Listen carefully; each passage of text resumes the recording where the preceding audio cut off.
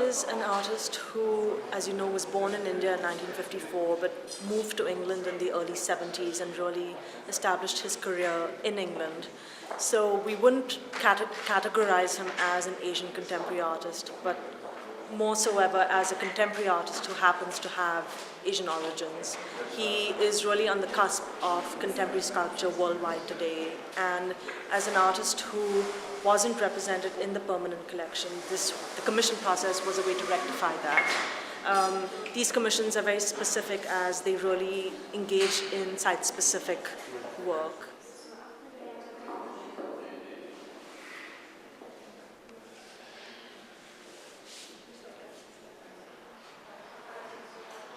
What led me to this work was the idea that somehow one can use the space as a sort of circumnavigation or something like that of a process. What the piece requires you to do is to come in the one door, look at one aspect of it, and then go out onto the street, go through to another, the other entrance, and see the work from a different view, and then make this journey to this space.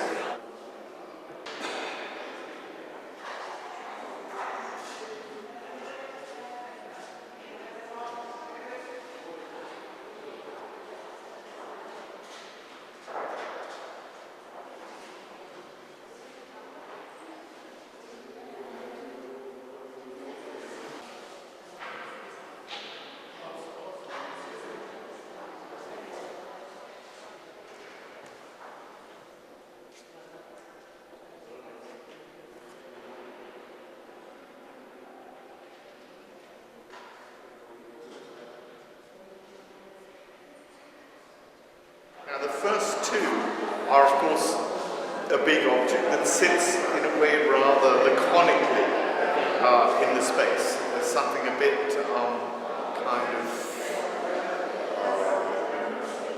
uncomfortable almost about the way that it leans over in the space. It doesn't quite, it isn't just sitting there. So that's very important to me. So it's industrial, it's massive, it has, it's very made in a way.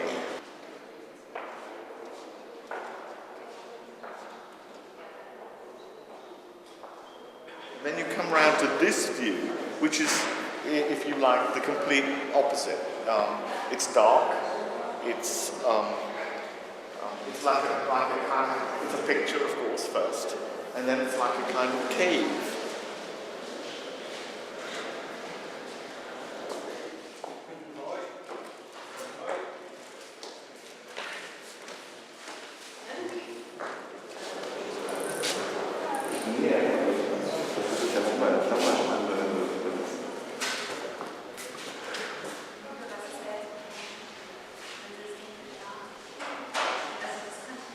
This is a site-specific work that has, the site matters, and that site often matters in sculpture. I'm not I don't hold that as a dictum at all, because I think a good idea lives in all sorts of in different spaces. First of all, your early work was often very small and quite fragile in some ways. You used pigments a lot, but later it seems that your works have been getting larger, and I wonder how you would narrate sort of that evolution in your approach. The first one is that I've always been deeply interested in colour, and colour isn't just a covering on something. Colour is a substance. It's stuff. It really has a material, physical reality. But while it has a physical reality, it's also in a way unreal. It also has a kind of illusory, non-real, not there quality. So that, if you like, immaterial colour is something that I keep coming back to.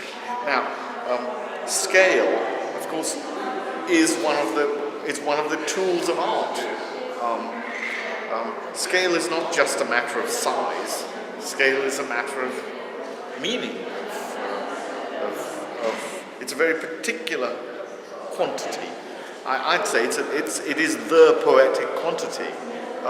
So sometimes certain kinds of, and I'm going back to color now, but certain kinds of color can work in a very concentrated form at a certain scale, and then other things, it's an old cliche, if you like, that every idea has its size. Now, I can't imagine this work being this big. It just wouldn't work. It has to be of this scale. It has to occupy the space in a particular way. And of course, pigment pieces were, they were that big.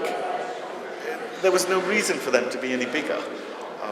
So the material realities also dictate, how all that works. But would you say your focus has changed, or do you see a continuity? I'm more interested in, and more interested in the way that sculpture has a kind of non-verbal language, that it's beyond image, that it's beyond, if you like, meaning in the sense of having something to say. Meaning arises out of a kind of banging in or banging together of the body and the object. And then the meaning arises. Without one or the other, well, it isn't there. Aside from color, another interest of yours, it seems to me, has always been space. Yes. And the relations of space with various other concepts, place, or memory, in fact. Mm-hmm. I wonder what you would say about that. I don't know if I can ask a more specific question, because it seems it would narrow it. Well, of course, space is everywhere, inside us and outside us, and often it's a very, if you like, an easy commodity. It's why I prefer to speak about scale, which is a much more difficult entity and has a very specific sense about itself. I read this quote from you. Yes. In Judaism, the word for place and the word for God are the same.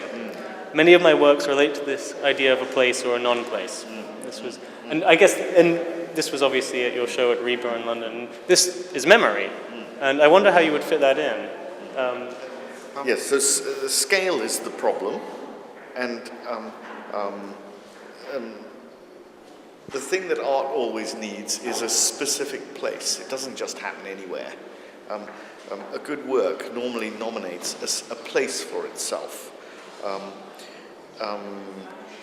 And that is very particular to the work. Now, this work can only happen in a very particular set of circumstances, which are, here, as it happens here, at this building. It articulates space, however, in a rather abstract way. I mean, the contention of the work is that this space is bigger than those spaces. And I think that's something which is both imaginative and quasi-real. But it's I suppose what I'm coming to is the idea that space is a fiction. Space is not one thing. It's a thing that keeps being other things, and it's culturally specific. It's poetically specific, and above all, it's completely imaginary.